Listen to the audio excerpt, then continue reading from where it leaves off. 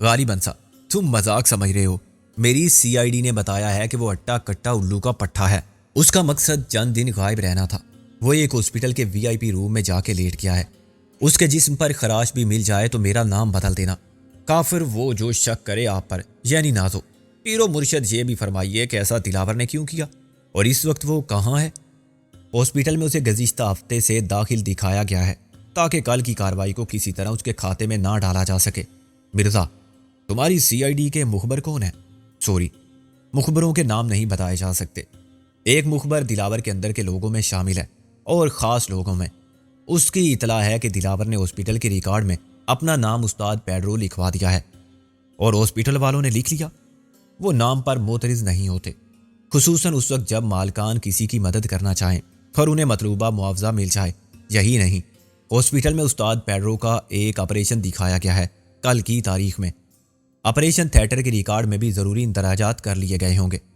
میرا تو دماغ چکرا گیا ہے، آخر کیا مقصد ہے اس کا؟ ظاہر ہے پیڈرو کو حفاظتی چھتری فراہم کرنا۔ دلاور بھی غائب ہو گیا اور پیڈرو کے بارے میں ہاسپٹل کا عملہ ریکارڈ یہ شو کرتا ہے کہ وہاں داخل تھا، جبکہ وہ کہیں اور کسی خاص کارروائی میں مصروف ہے۔ آئی بات سمجھ میں؟ دلاور کی عیاری مکاری پر میں دم بخود رہ گیا۔ یار یہ تو بہت آرامی چیز ہے۔ دریں چاشک اپنے جانشین کو کیسی عملی تربیت دے رہا ہے وہ باپ سے بڑا ایکٹر ہے اور بہت آگے جائے گا۔ دلاور نے اسے ساری اسکیم سمجھائی ہوگی بیٹا کہ یہ سکندر اعظم اور اس کے عواری جو اپنے آپ کو MRS کہتے ہیں بڑے جیالے اور افلاطون بنتے ہیں، جذباتی آمکوں کا ایک ٹولہ ہے۔ پیڈرو تو کسی اور مشن پر جا ہی رہا تھا۔ دلاور نے بیٹے کو سمجھا دیا کہ یہ ڈرامہ تمہاری کوشش سے کامیاب ہو سکتا ہے، طاقت استعمال تو کی جا سکتی ہے، مگر اس میں خطرہ ہے تمہاری ماں کی جان جانے کا۔ پہلے اسے نکال لاؤ، پھر میں باقی سب سے نمٹ لوں گا۔ اور بیٹے نے باپ کی توقعات پر پورا اتر کے ثابت کر دیا کہ دلاور کے بعد اس سے بڑا دلاور ہوگا، اور ہم اس سے بہت پیچھے ہیں۔ غالب نے ایک ٹھنڈی سانس لی۔ ہم پیچھے نہیں ہیں، نازو نے کہا، ہم 14-15 سال پیچھے ہیں۔ غالب اپنی بات پر قائم رہا۔ میں نے کہا، وہ کیسے؟ بھائی آنے والے دلاور کی تو عملی تربیت بھی شروع ہو چکی ہے۔ کل کے سکندر اور غالب ابھی کہاں ہیں جو اس کا مقابلہ کریں؟ رابعہ تو مسکرا کے چپ ہو گئی، مگر نازو نے جھینپ کے کہا، تو کر لیتے نا پہلے اس کا بندوبست۔ تاری ایک ہاتھ سے نہیں بجتی، غالب بولا، تو دوسرا ہاتھ تلاش کر لیتے۔ اب کیا ہو سکتا ہے؟ نازو بولی، ہو تو سکتا ہے، غالب نے سوچ کے کہا، مگر شرارت اس کے چہرے سے ٹپک رہی تھی۔ میں نے کہا، بتائیے نا حضور، کیا ہو سکتا ہے؟ بھائی آپ نے وہ قصہ تو سنا ہوگا، کسی نے شادی کے لیے 18 سالہ دوشیزہ کی شرط رکھی تھی اور یہ کہا تھا کہ ایک نہ ملے تو 9 سال کی 2 لے آنا۔ تو ہم بھی ڈبل سے سٹارٹ کریں گے اگر؟ نازو نے آنکھیں نکال کے کہا، باز آ جاؤ غالب۔ غالب میرے پیچھے آ گیا، یار یہ حساب کی بات ہے، 7-7 سال کے 2 ہوں تو 14 کے برابر ہوں گے یا نہیں؟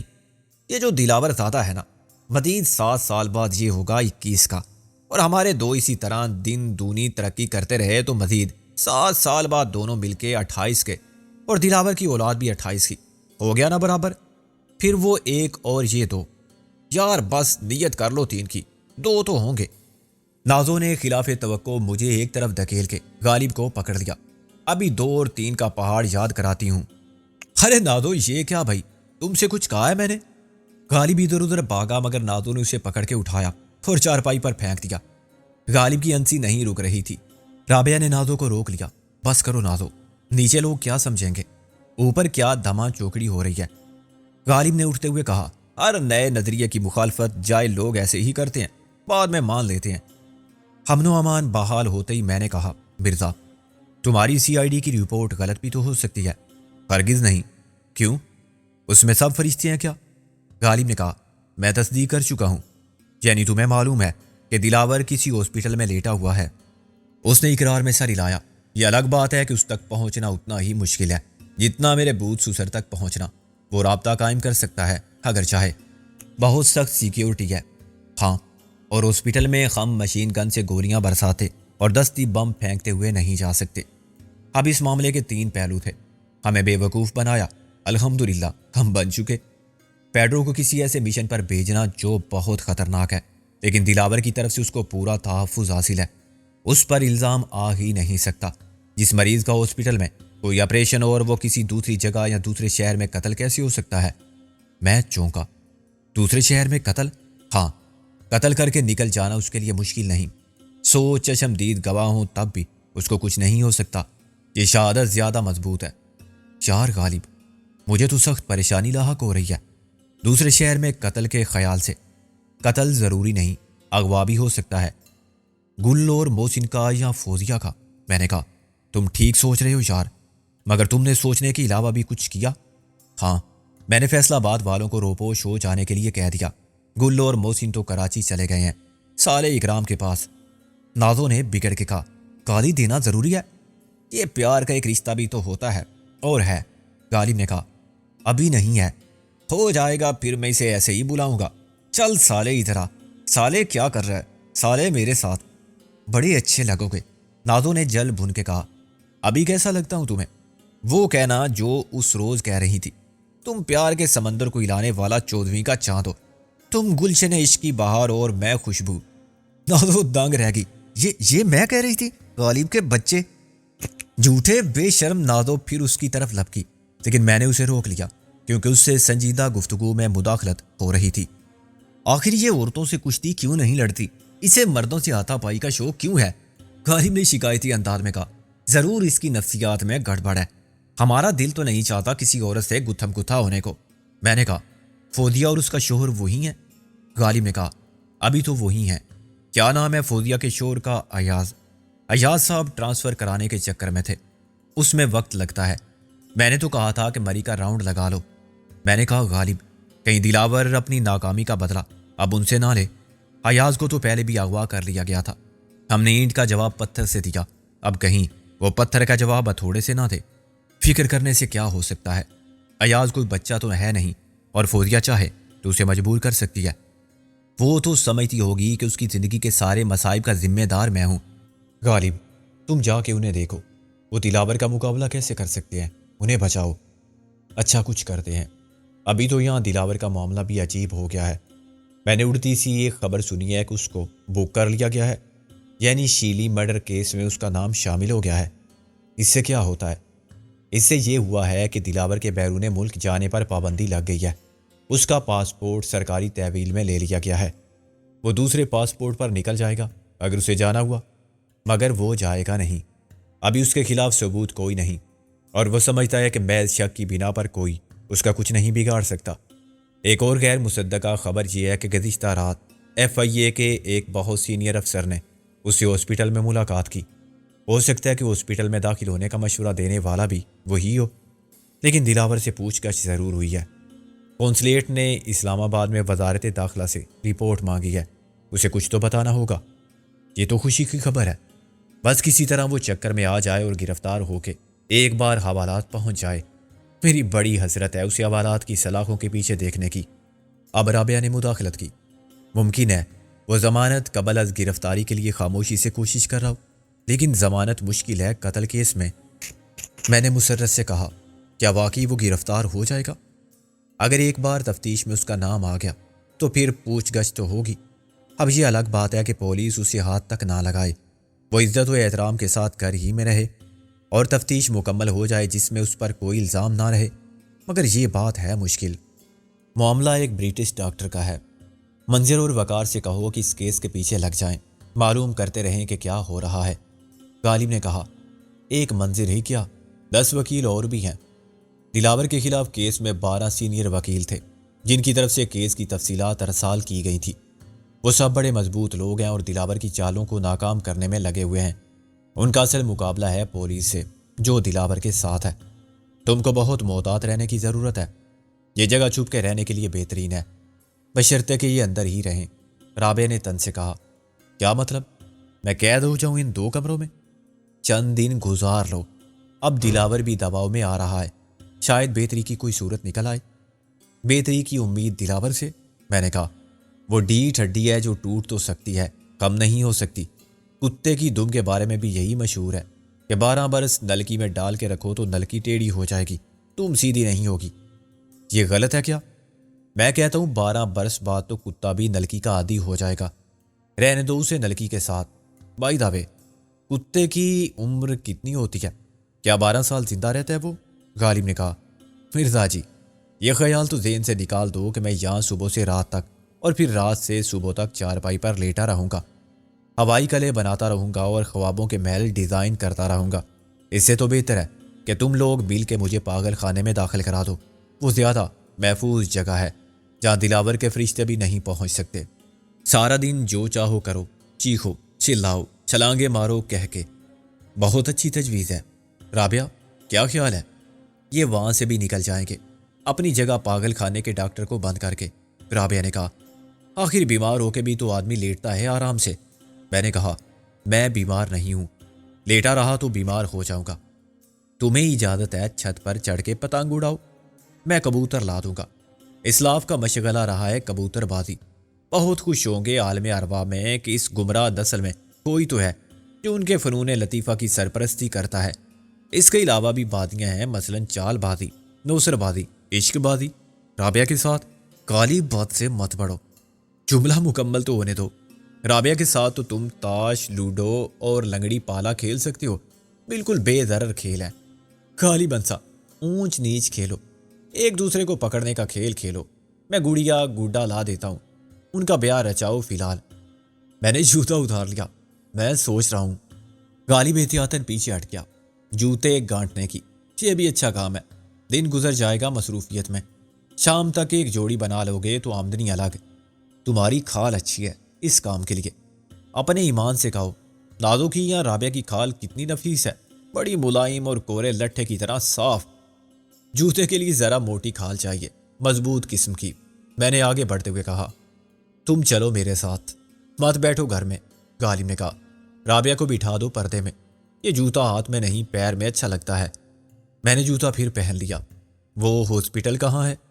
جہاں استاد پیڈرو کے نام سے چودھری صاحب محو استراحت ہے۔ مالک کون ہے اس کا؟ مالک ایک اور چودھری ہیں، ان کا سینما بھی ہے۔ غالب بولا، تم جانتے ہو انہیں؟ غالب نے کہا، اتنا ہی جتنا وزیر اعظم کو جانتا ہوں، نام معلوم ہے، صورت دیکھی ہے، گھر دیکھا ہے۔ کیوں نہ ہم ان سے ملیں اور ان کے کندھوں پر سوار ہو کے جائیں دلاور سے ملنے کے لیے؟ وہ بوڑھا آدمی ہے، 2 مستنڈوں کے وزن سے بیٹھ جائے گا، لیکن تجویز اچھی ہے۔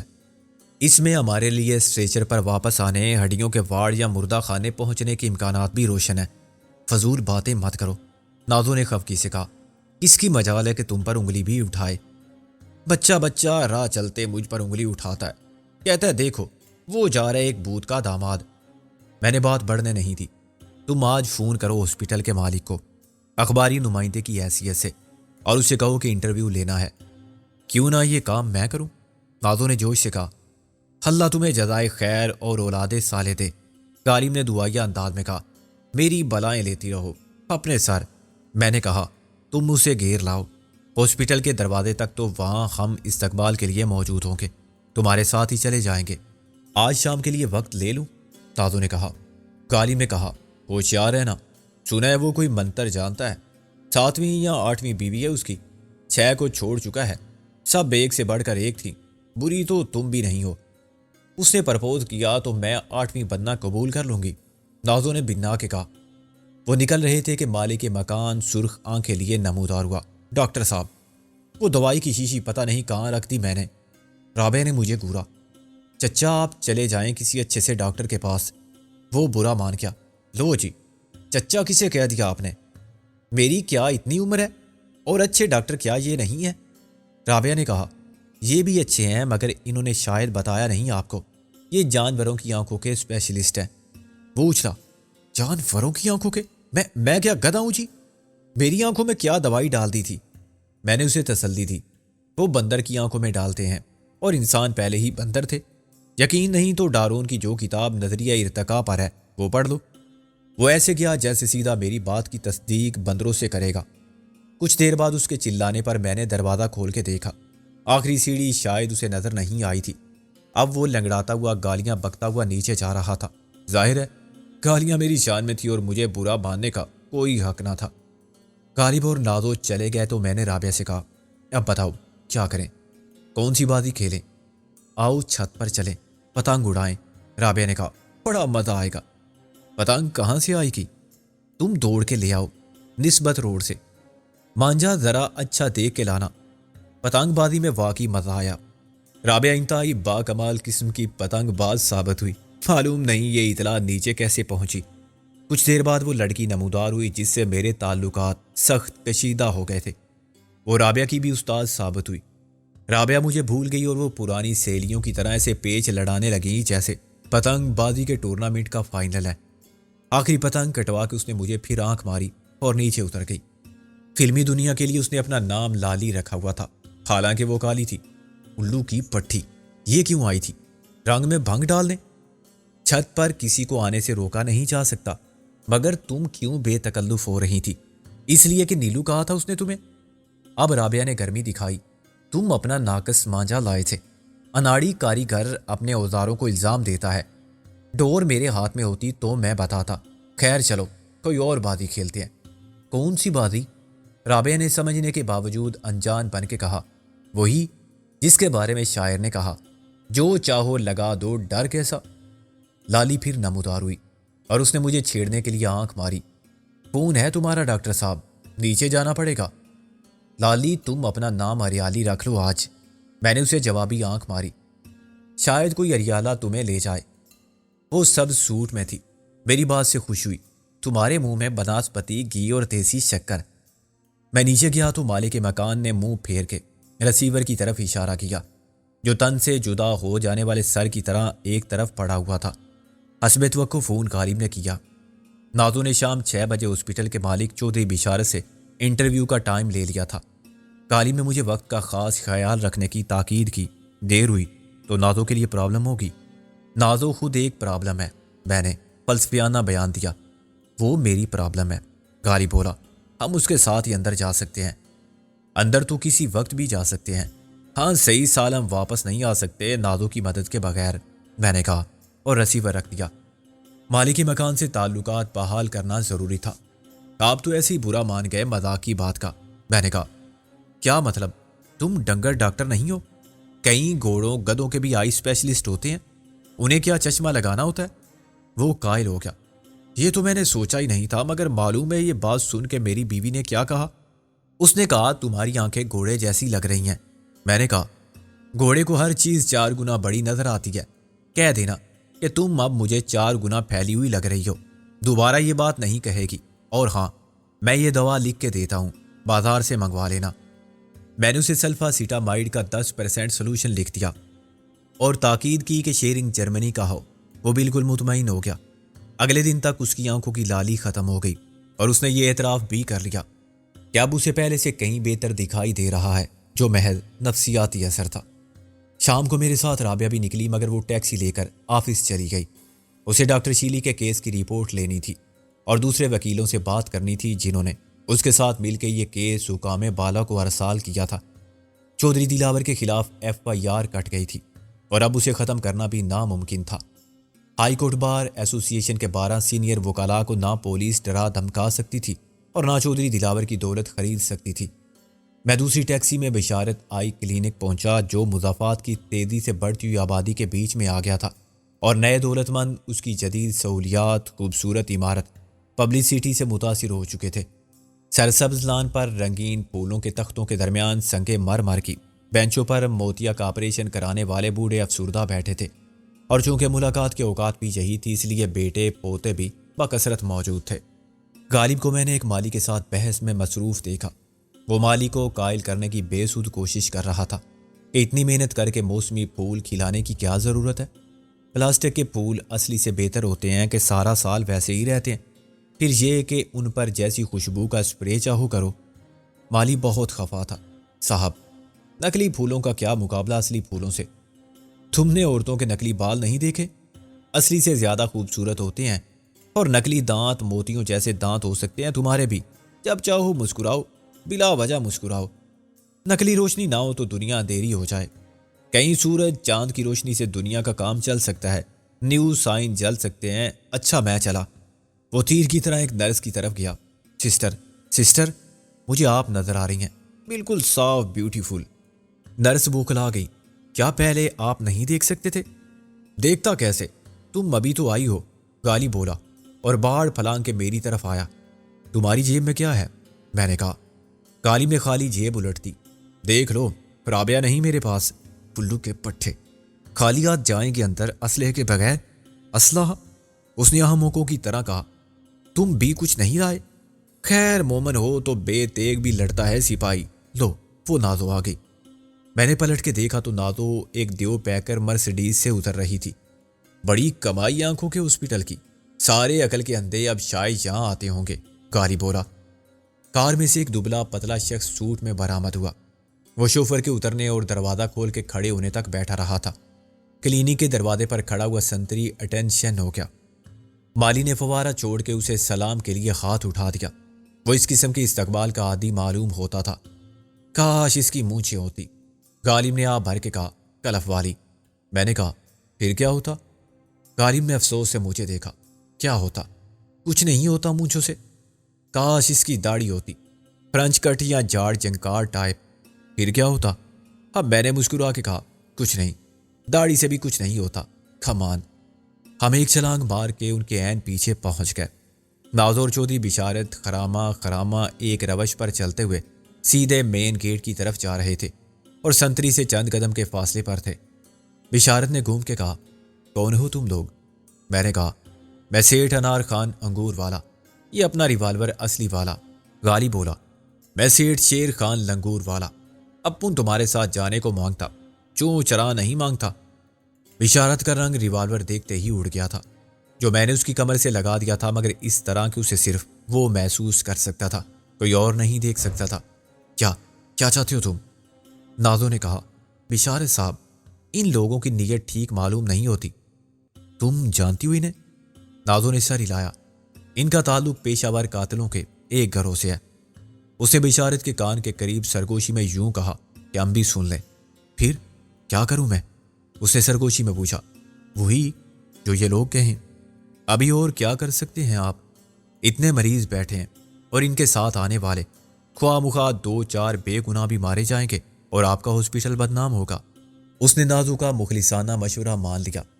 ہم دوستانہ طریقے پر مسکراتے ہوئے اور پیچھے پیچھے چلتے ہوئے ہاسپٹل کے مین گیٹ سے گزرے اور اس لفٹ کے سامنے رک گئے جس پر لکھا ہوا تھا صرف مریضوں کے لیے۔ یہ لمبی سی لفٹ تھی جس میں بیڈ یا اسٹریچر پر لیٹے ہوئے مریض اوپر نیچے منتقل کیے جاتے تھے۔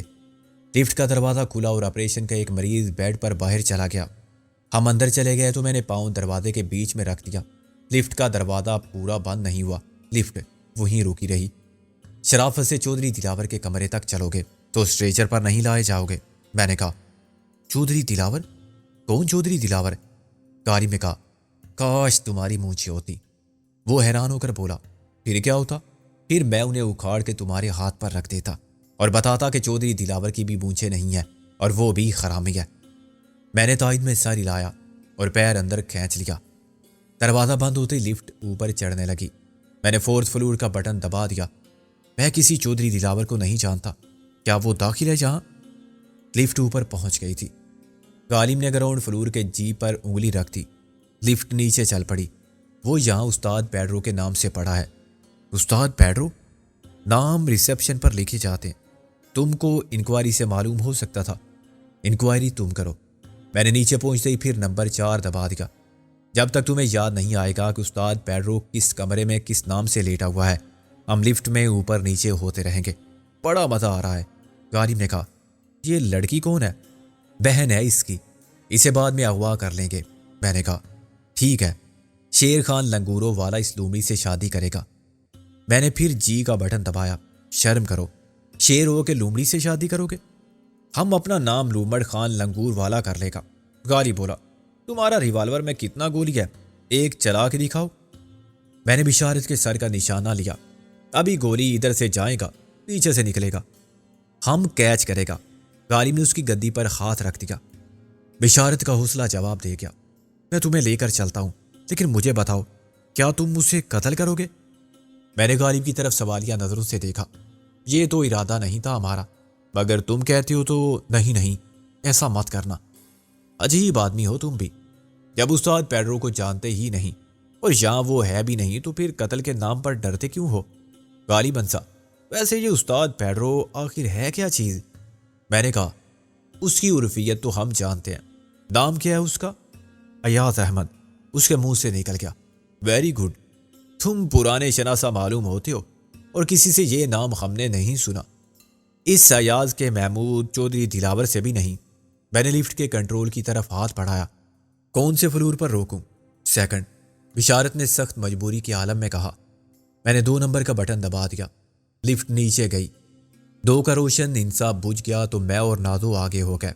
غالب نے ریوالور لے کر پیچھے بشارت کو اپنے ساتھ رکھا، اگرچہ اسے کسی سے بھی رابطے کا موقع نہیں ملا تھا اور نہ کسی کو یہ اندازہ ہوا تھا کہ مالک کے ساتھ کیا ڈرامہ ہو گیا ہے، لیکن مجھے اندیشہ یہ لاحق تھا کہ لفٹ کے اوپر نیچے ہونے سے کسی کو شک نہ ہو گیا ہو۔ جن لوگوں نے بشارت کو لفٹ میں جاتے دیکھا تھا، شاید ان میں سے کسی کی نظر فلور پینل پر ہو اور اس نے تاڑ لیا ہو کہ دال میں کچھ کالا ہے۔ لفٹ 4تھ فلور تک جاتی ہے، پھر گراؤنڈ پر پہنچتی ہے، مگر دروازہ کھلنے سے پہلے ہی اوپر چلی جاتی ہے۔ اندیشے بعض اوقات صرف وہم ثابت نہیں ہوتے، خطرات کی پیش بندی کا موقع بھی فراہم کر دیتے ہیں۔ میرے اور نازو کے آگے رہنے سے فائدہ ہوا، ورنہ اسی لفٹ میں ہم ہینڈ اپ کرا کے نیچے لے جائے جاتے۔ دروازہ کھلتے ہی 2 سیکورٹی گارڈ سامنے آ گئے۔ ان کی خودکار رائفلیں بڑے جارحانہ انداز میں ہماری طرف اٹھی ہوئی تھی۔